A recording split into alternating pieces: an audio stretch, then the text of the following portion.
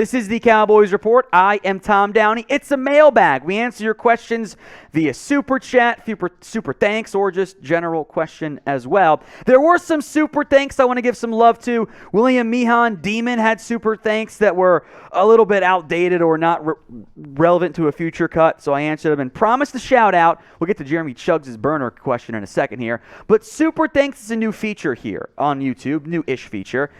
You can donate outside of live videos. In the past, only super chats. Now you can super thanks. It's the exact same thing. Click the thanks icon, add a message to it. Any super thanks, we will give you a shout out because we appreciate your support here on the Cowboys Report. To Jeremy Chuggs' burner account, if the playoffs started right now, what teams would you be worried about knocking us out of contention? In general, the NFC is wide open, and any team that makes the postseason, much like last year, should think they have a chance. Now, the Eagles are by far the best team. I know we don't want to hear it. That is the truth.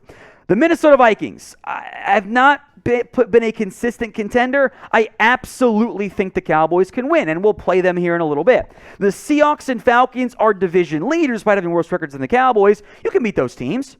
Gino's been awesome for Seattle, but that defense is bad. I have no faith in Atlanta. I think you would pound them. I'd actually be more concerned about playing the Bucs than it would be about playing the Falcons if you were the 5 seed. Atlanta's the 4. Giants, we beat them with Cooper Rush. The Niners can get things going. I'd be a bit worried about them. I don't trust the Rams' offensive line. I think you can take care of them. The Commanders are not good. That's a deceptive 4-4 because they're part of the NFC Beast this year. And the Packers, the Cardinals, the Saints, those teams aren't great. The Bears just got beat by 40 by the Cowboys. Green Bay has the expectations entering the year, but they haven't played that great so far. If you make the postseason, you should think you're able to make a run, regardless of who you draw. But I think I'd love to play the Falcons more than anyone. But that's a long ways off. Can't count your chickens quite yet. But you can make predictions. Will the Cowboys win a playoff game this year? Y for yes, N for no. Sound off in the comments. From Protect the Sun 1, I don't care. This is an older super chat we didn't get to earlier. It happened when we were doing the live show last week, and it just came in after. I don't care about your stomach. What if Sam Williams is the best player on defense? Will he get more snaps? I mean, they're not going to sit a better player. Now, Williams, of course, missed last week due to a knee injury. They don't trust him against the run. Not that guys like Dante Fowler, Dorrance Armstrong have been great in that area. That's actually been your bigger problem, is outside runs to the left side, away from Tank, at Diggs, through your other edges. That's been your problem. But, yeah, they're going to keep giving Sam Williams chances in high-leverage passing situations with the hope he can make some splash plays for you as a rusher. From Blue Baller, who is the Cowboys MVP this year, and why is it Micah Parsons?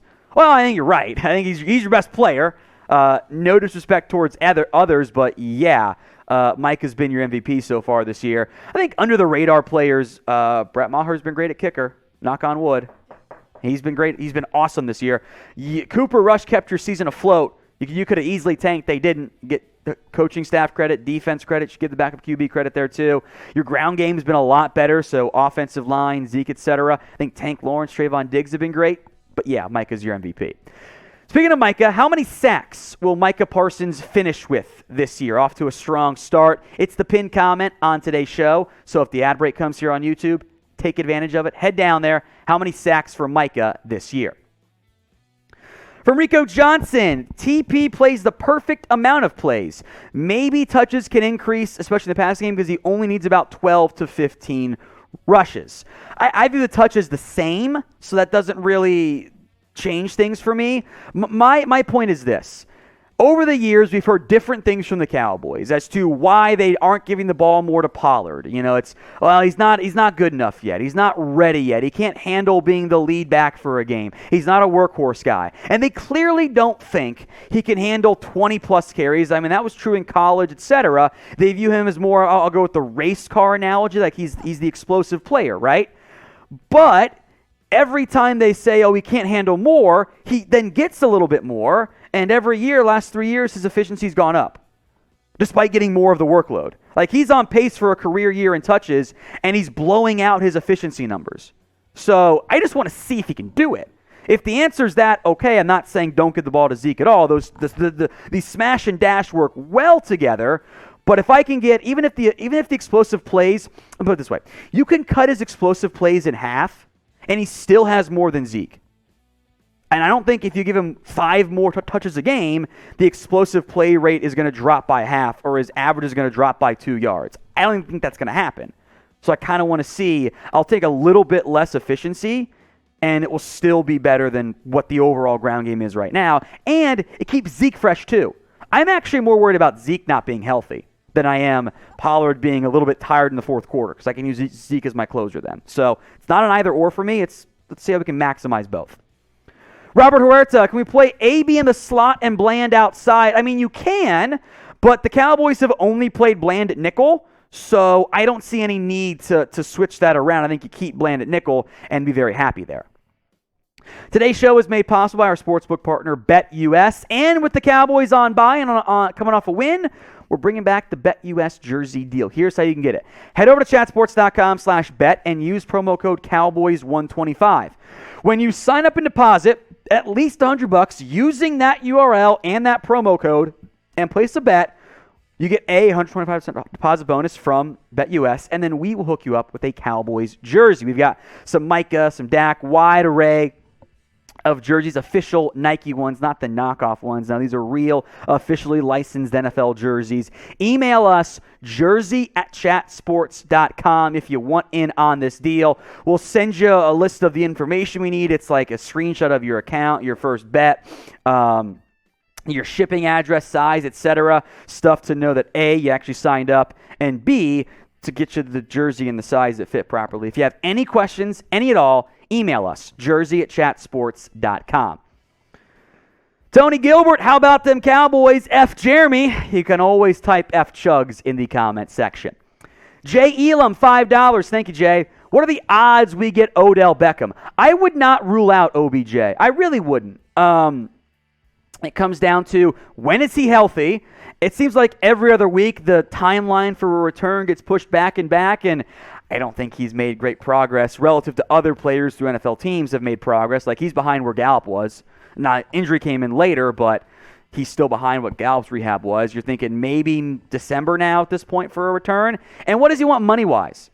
Is he willing to take 1-year deal? Otherwise, I don't know if you want to pay big money for a guy coming off injury you haven't seen play at all. So I think they'll be in the mix unless, Turpin or Tolbert take a huge step forward. They should be in the mix because they're contenders. OBJ has interest. I think the Cowboys have interest. Jerry's the perfect salesman for OBJ to convince him to come to Dallas.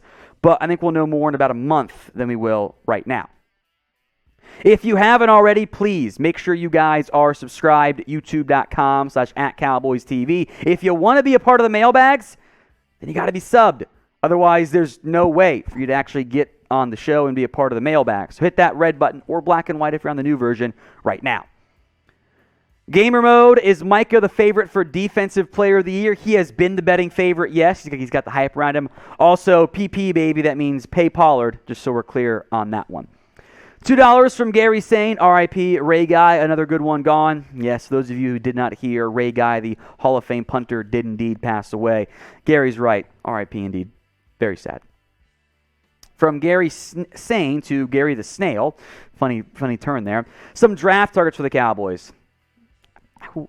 Check in with me in 2 months. I'm not that concerned about it right now. You can look at corners like a Joey Porter Jr., look for some offensive line help there. Maybe Peter Skoronski falls to you and you're hyped about that. Probably not. There's an entire offseason to go before we get really into the thick of things on draft targets, and you're a contender. I'm worried about draft stuff later, to be quite blunt. Christopher, did you like the 3 tight end sets with CD in the backfield? You're damn right I did.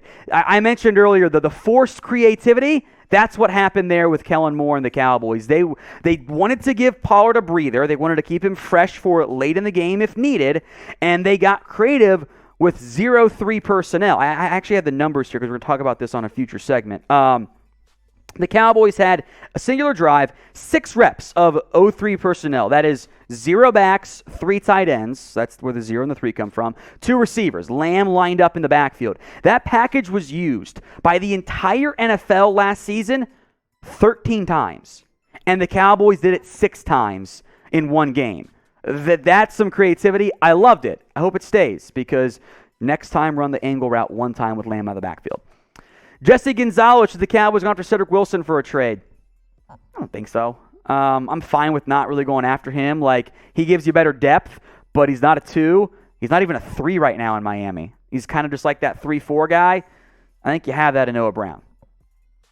Scooter McScoots, excuse me, that's a tongue name for me, tongue twister for me. Why isn't Jason Peters playing over Connor McGovern? I think there's some concern about how much Peters really has left in the tank. I think Peters was getting playing time, getting reps.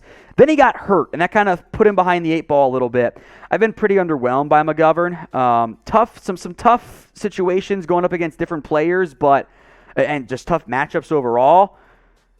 You're winning games. I go back and forth on don't mess with the chemistry, but I want to see if you can get better with Peters. So I'm okay with what they're at right now, but I wouldn't mind seeing more Peters. We haven't really given him a chance yet in games.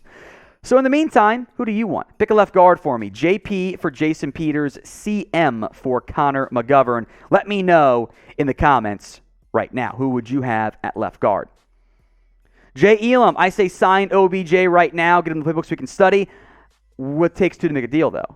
I don't think Odell Beckham wants to sign right now. I think he wants to wait till he's closer to being able to play so he can potentially maximize his own leverage in bidding war and make sure he's on a contender. So I get where you're coming from, Jay. I totally think you're right. I don't know if it's that OBJ wants to sign. Staggett Cavett, I think that Tolbert is more like Amari personality-wise than what he thought he was, looking for some dog in the receiver room. JT out at South Alabama. I think the issue with Tolbert was, and I'll give the alternate example here, they put a lot on Tolbert's play. They asked him to learn multiple different receiver positions, and I think that overwhelmed him. That happens sometimes with rookies. They're just like, it's too much at once, and they get overwhelmed, and they can't get it all sorted out because they are kids at some level. The opposite is true of Tyler Smith. And even Micah last year, too. They were throwing things on the plates of Micah Parsons. They made the play caller at one point. They were throwing things on the plate of Tyler Smith, and they handled it every single time. I don't think Tolbert had the exact same experience. That's okay. It's why you don't write off a 3rd-round pick after 8 games, but he has been a disappointment this year, unfortunately.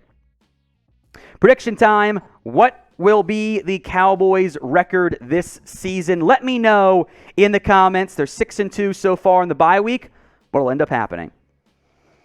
Jack's favorite user, Glock Nest Monster. Any news on how the injuries are shaping up going to the Packers game? Yeah, Mike said they're doing fine. Or maybe it was Jerry, one of the two, whichever doctor said it.